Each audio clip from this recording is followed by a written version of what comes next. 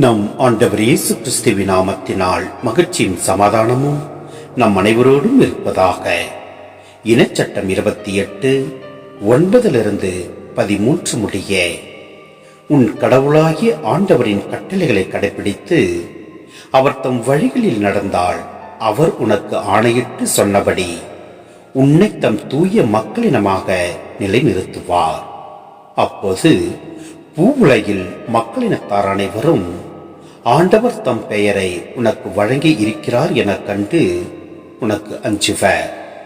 உனக்கு கொடுப்பதாக உன் மூதாதையருக்கு ஆண்டவர் ஆணையிட்டு கூறிய நாட்டில் உன் கருவின் கனி, உன் கால்நடைகளின் ஈற்றுக்கள், உன் நிலத்தின் பயன்கள் ஆகியவற்றில் நலன்களால் நீ நிறைவு பெறும்படி ஆண்டவர் அருள்வார்.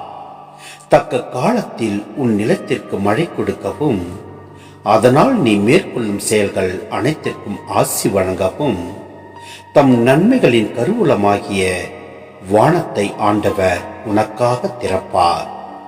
நீ பல்வேறு இனத்தாருக்கும் கடன் கொடுப்பாய், நீயோ கடன் வாங்க மாட்டாய். இன்று நான் உனக்கு விதிக்கும் உன் கடவுளாகிய ஆண்டவரின் கட்டளைகளுக்கு செவி கொடுத்து அவற்றை கடைபிடிப்பதில் கருத்தாயிரு.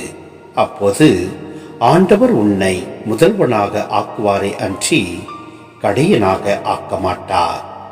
நீ உயர்வாய அன்றி தாழ்ந்து போக மாட்டாய். சிந்தனை: நாம் தாயின் கருவறையில் உருவாகும் முன்பே நம் ஆண்டவர் நம்மை அறிந்துள்ளார். எனவே நம் ஆண்டவரின் கட்டளைகளை நாம் கடைபிடித்து அவர் வழியில் நாம் நடக்கின்ற போது அவரே நமக்கு உறுதுணையாக இருந்து நம்மை பாதுகாத்திடுவார்.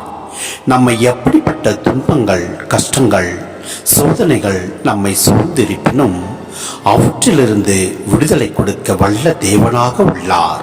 எனவே நாம் துன்பத்தின் போதும் மன மகிழ்ச்சியின் போதும் நம் ஆண்டவருக்கு நன்றி கூறுவோம். அவரது கட்டளைகளை கடைபிடித்து அவர் வழியில் நடப்போம்.